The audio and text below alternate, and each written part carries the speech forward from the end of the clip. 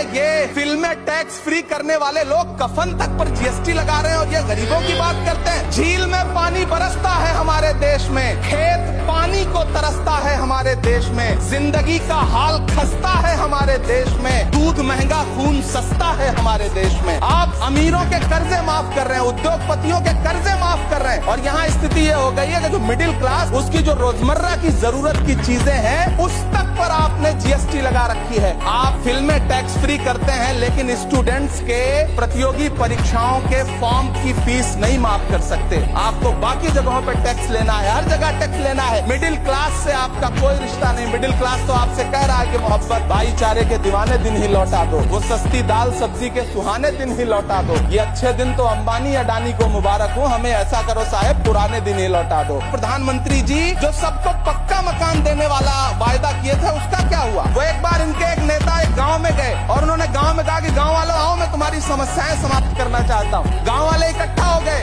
नेताजी ने गांव वालों से कहा बताओ तुम्हारी दो समस्याएं बताओ, मैं दोनों समस्याओं का यहीं पे समाधान करूंगा। तो गांव वालों ने कहा साहब हमारी पहली समस्या है कि हमारे यहाँ कोई हॉस्पिटल नहीं है। तो नेताजी ने मोबाइल निकाला, कहीं फोन मिलाया और मिला के फोन पे पता नहीं क्या कुछ कहा कि यहाँ गांव में हॉस्पिटल नहीं है, हॉस्पिटल तुरंत यहाँ हॉस्पिटल चाहिए। गांव वाले खुश हो गए कि 1 मिनट में यहाँ हॉस्पिटल आ रहा है। अगली समस्या के बारे में उन्होंने नेताजी ने गांव वालों से कहा कि मैंने आपकी पहली समस्या समाप्त कर दी, दूसरी समस्या बताओ। तो गांव वालों ने कहा साहब इस गांव में कोई भी मोबाइल का नेटवर्क ही नहीं है। ये है इनके काम करने का तरीका, ये है झूठ बोलने का तरीका।